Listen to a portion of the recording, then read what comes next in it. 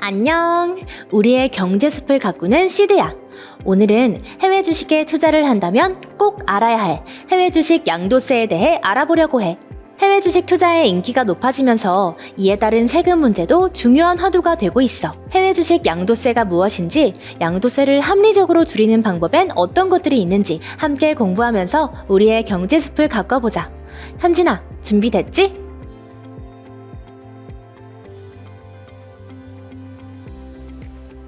안녕 현진아. 새로운 한 해가 시작됐는데 올해 투자 방향 좀 고민해봤어? 시드, 작년 미국 주식 투자 열풍이 대단했잖아. 그래서 나도 올해는 해외 주식 투자를 좀 더 적극적으로 해보려고 해.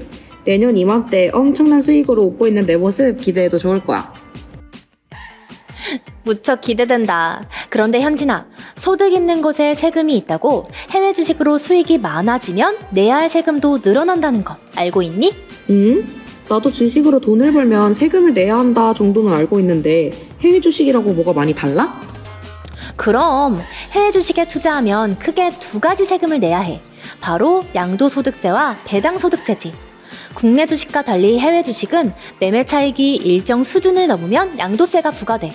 주식 양도소득세, 양도세는 소득세의 한 종류로 주식을 팔아 이익이 생겼을 때 내는 세금이야. 흔히 미국 주식 세금은 250만 원부터 낸다 라고 하는데 그게 바로 이 양도소득세지. 1월 1일부터 12월 31일까지 주식을 팔고 생긴 연간 수익을 기준으로 세금을 매겨.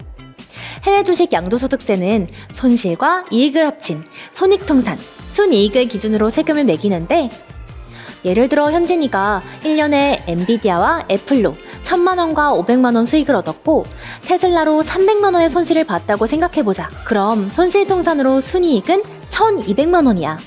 여기서 250만 원을 공제하고 남은 950만 원에만 22% 세율이 적용되니까 양도세로 209만 원을 내야 하는 거야. 복잡하다.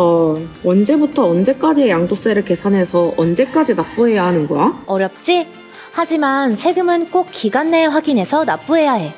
일단 1년 동안, 정확히는 1월 1일부터 12월 31일까지 벌어들인 모든 해외 주식 수익을 다 합산해서 이듬해 5월 말까지 신고와 납부를 완료해야 해. 아, 알겠어. 그럼 신고는 어떻게 하는 거야? 좀 더 편하게 할 수 있는 방법은 없어? 신고하는 방법은 크게 세 가지가 있어. 증권사 대행, 세무법인 대행, 그리고 홈택스 직접 신고가 있어. 다음해 5월 종합소득세 신고할 때 신고서에 주식 종목과 매수 매도 날짜, 가격과 주식수를 작성하면 돼. 그렇구나. 그런데 만약에 기한 내에 신고를 하지 않으면 어떻게 되는 거야? 좋은 질문이야.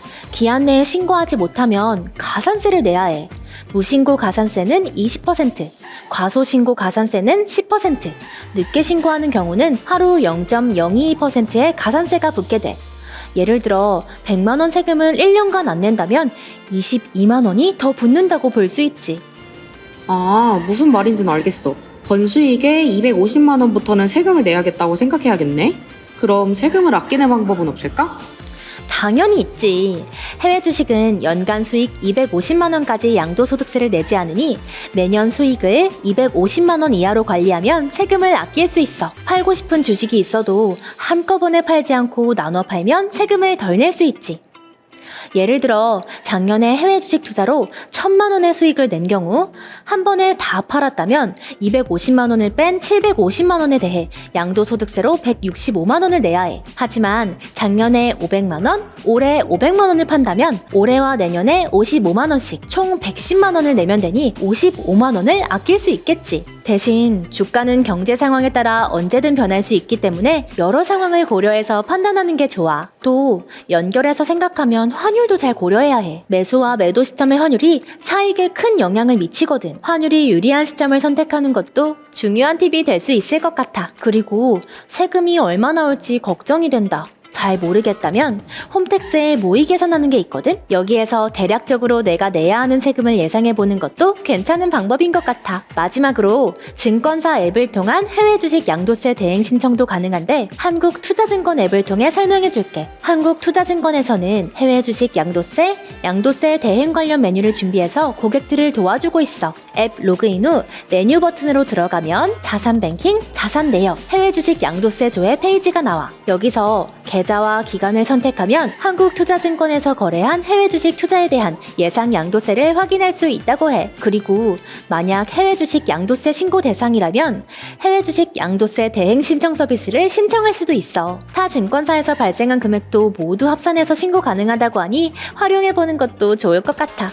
아, 이해했어. 그런데 시드, 아까 양도세 말고 배당 소득세라는 게 있다고 했잖아. 그건 또 뭐야? 배당 소득세란 회사 주식을 보유하면 해당 회사에서 주기적으로 이익을 나눠주는데 이걸 배당이라고 해. 배당금에 대한 세금을 배당 소득세라고 하지. 배당 소득세는 내가 투자한 나라에 내지만 우리나라에도 내야 할 때도 있어. 국내 주식의 배당 소득세는 14%에 지방 소득세 1.4%까지 더해서 15.4%인데 해외 주식의 배당금 세금은 15%거든. 그런데 원천 징수한 뒤 배당금이 입금되기 때문에 국내 금융기관을 통해 해외 주식에 투자한 사람이라면 연간 금융소득이 2천만 원을 초과하는 경우 금융소득이 종합과세에 포함된다는 점 이외에는 크게 신경 쓰지 않아도 돼. 연간 금융소득에 2천만 원을 초과하는 경우 종합소득세가 적용되어 세금 부담이 커질 수 있으니까 이 점에 유의해야 하지. 해외에서 직접 계좌를 만들어 해외 주식에 투자했다면 해외에서 원천 징수되고 국내에서는 원천 징수되지 않았을 거야. 그래서 무조건 종합과세되고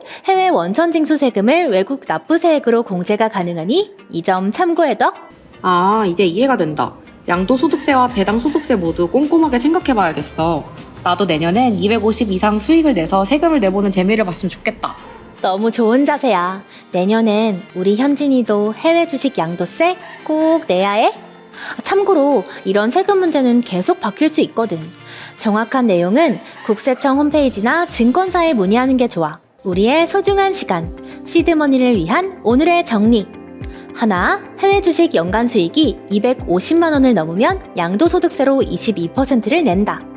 둘, 매수와 매도 시점의 환율이 차익에 영향을 줄 수 있으니 환율이 유리한 시점을 선택하는 것도 중요하다. 셋, 신고하지 않으면 가산세가 부과될 수 있으니 반드시 기한 내에 신고해야 한다. 넷, 배당 소득이 2천만 원을 초과하면 종합소득세 신고를 해야 하니 이 점 꼭 유의한다. 오늘 우리가 공부한 세금 투자 아이디어가 씨앗이 되어 건강한 자산나무로 그리고 울창한 경제숲이 될 때까지 시드가 함께 할 거야. 오늘도 수고했어. 내일도 잘해보자. 안녕. 좋아요, 댓글, 구독, 알림 설정.